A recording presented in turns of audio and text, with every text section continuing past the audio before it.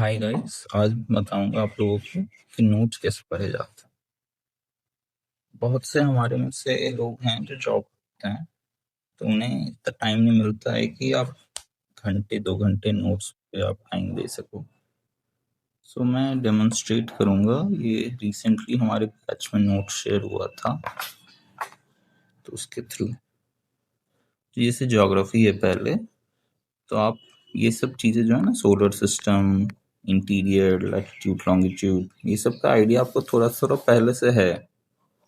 तो आपको इन्हें बस ऊपर ऊपर देखना है, लिखा क्या हुआ है, पढ़ना भी नहीं है पूरा पूरा। एकदम डिटेल्स में नहीं चले जाना है कि ये क्या लिखा हुआ है, आर्टिक सर्कल कितने डिग्री पे है, ये आपको नॉर्मली पता ही रहता है।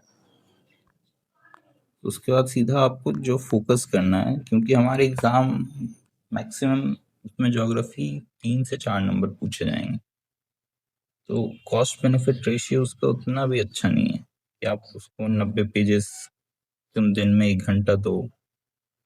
ये जगह आप कोई और सब्जेक्ट पढ़ोगे तो ज़्यादा फ्रूटफुल होगा, बट एकदम निगलेक्ट नहीं कर सकते हैं। जो मेन चीज़ है उस पर ज़्यादा फोकस करना है। आप अगर आपके पास टाइम है तो आप ज़रूर पूरा पढ़ें, बट जैसे कि ये है हमारा, हाँ, इंडिया एंड इट्स टेरिटरी, यहाँ से आपको एकदम अच्छे से पढ़ना है, क्योंकि मेजरली क्वेश्चंस किसी भी एग्ज़ाम में यहाँ से ज़्यादा पूछे जाते हैं। कुछ चीज़ें हाईलाइट हो रखी हैं, बहुत सारी चीज़ें कि आपको निमोनिक्स में मिल जाएंगे, ताकि आपको याद करने में आसानी हो। सब चीज़ें पे फोकस करते जाना है आपको। मैप्स भी लगाए गए हैं ताकि आप रिलेट करके पढ़ सकें,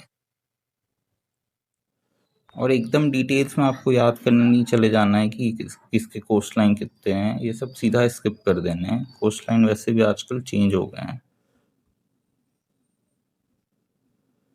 बेसिकली ज्योग्राफी में आपको नदी नाले जो सब हैं, ये सब पे फोकस करना है, और आपको बेसिक तो पता होना चाहिए, लेकिन एकदम ही डिटेल वे में नहीं पता होना चाहिए।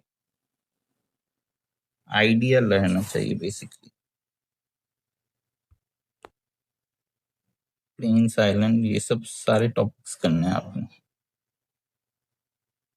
फिर जैसे रिवर सिस्टम है, इसमें रिवर सिस्टम आपको गंगा रिवर सिस्टम अच्छे से पता होना चाहिए, क्योंकि गंगा हमारे बिहार से जाती है और ये बिहार का एग्जाम है, तो उसमें ज़्यादा पूछे जाते हैं। बाकी रिवर का आपका बस आइडिया होना चाहिए, किस किस स्टेट से जा रही है, कहाँ कहाँ से जा रही है, उसके ट्रिब्यूटरी याद करने नहीं बैठने हैं हमने, क्योंकि हाँ, ये मैप बहुत इम्पोर्टेंट है। ये मैप को आप डेली 2-3 बार देखोगे ना, तो आपको बस आइडिया रहेगा कि आप कहाँ जा रही है, कौन सी रिवर, और क्वेश्चन आएगा आप मार्क कर दोगे। इसमें काफ़ी चीज़ें हैं। नोट्स ऐसे बनाए गए हैं कि आप कोई भी एग्ज़ाम हो, बीट एसएससी हो, फिर आप अपकमिंग एग्जाम्स जो भी एनवीएस केटरिंग और जो भी आते हैं, आप उसको टैकल कर सकते हैं। फिर हम आते हैं ये वर्ल्ड ज्योग्राफी, आपको सीधा सीधा स्किप कर देना है, क्योंकि वर्ल्ड ज्योग्राफी से आपका क्वेश्चन आएगा तो वो आएगा करंट बेस्ड, कि जैसे स्ट्रेट ऑफ हॉर्मुज किन के बीच है, ईरान से कौन कौन से कंट्री बॉर्डर करते हैं, और आपके क्वेश्चन ईरान से इजराइल बॉर्डर नहीं करता, इतने में ही सॉल्व हो जाएंगे।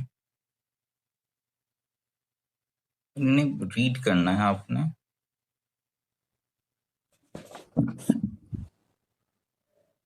तो हम अब हिस्ट्री देखते हैं।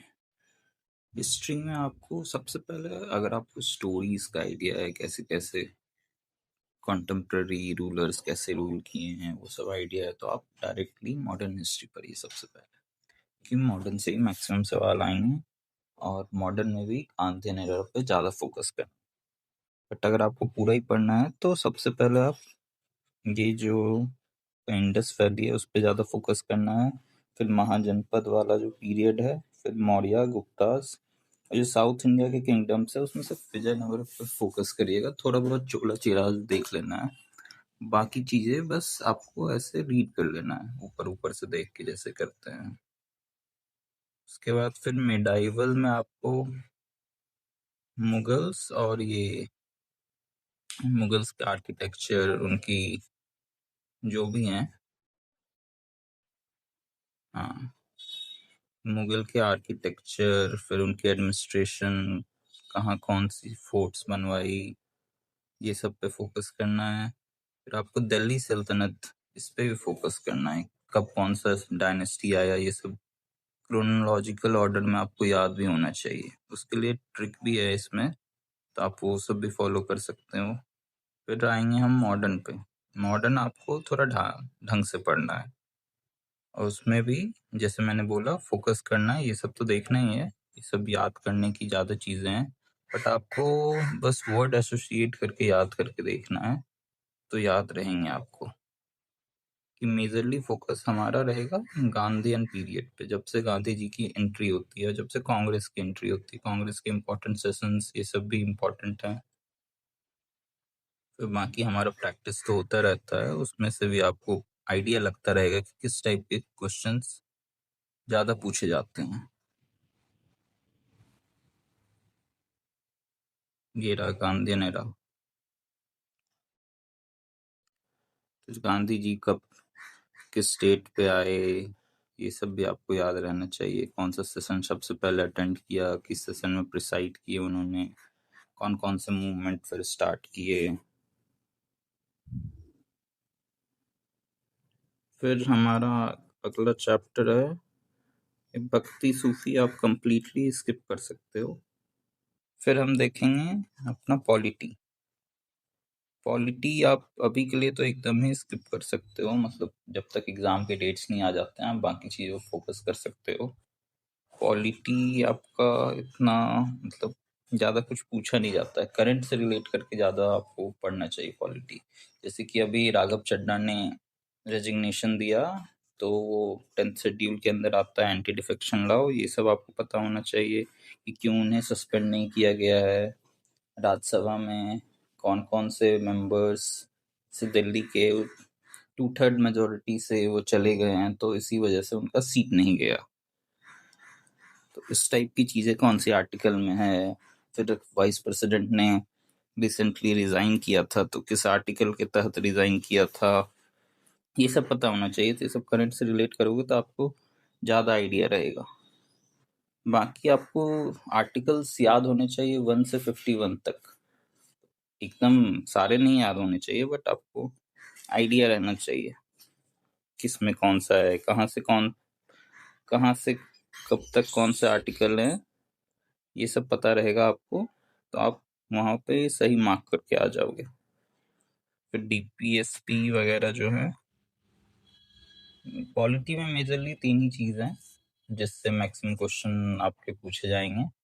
वो एक ये आर्टिकल्स वाले हो जाएंगे, फिर दूसरे कौन से पार्ट ऑफ द कॉन्स्टिट्यूशन कहाँ से डिराइव हुए हैं, जैसे कि इक्वालिटी हमने कहाँ से लिया है, और फिर साउथ अफ्रीका से कौन कौन से पार्ट ड्रॉ किए हैं हमने कॉन्स्टिट्यूशन में अपने, 1935 वाले एक्ट से कौन कौन से किए हैं, ये सब इसमें है प्रोवाइडेड, तो आप देख लोगे तो हो जाएगा। और जो फर्स्ट टाइम जो कॉन्स्टिट्यूंट असेंबली बनी थी, उसमें कौन से मिनिस्टर्स को कौन सा पोस्ट वो हुआ था, जैसे कौन चेयरमैन कौन थे, इस टाइप के क्वेश्चंस। बाकी शेड्यूल्स भी याद होने चाहिए, जैसे 10th शेड्यूल में हमारा एंटी डिफेक्शन लॉ है, 11th शेड्यूल में पंचायती राज है, उसका एक आसान सा ट्रिक होता है, क्योंकि सारे ट्रिक्स मेजरली इसमें प्रोवाइडेड ही हैं। और जिससे हमारा बिहार का एग्जाम है, तो आपको एक एक्स्ट्रा चीज इसमें पढ़ना है, वो है पीएलआई, पंचायती राज इंस्टीट्यूशंस, लोकल बॉडीज में आएगा ये रहा। ये पार्ट आपको अच्छे से पढ़ लेना है, क्योंकि इससे क्वेश्चन आएंगे ही आएंगे। बाकी अगर आपको नोट्स चाहिए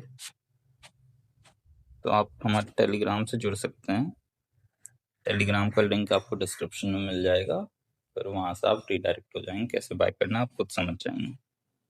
ठीक है, थैंक यू।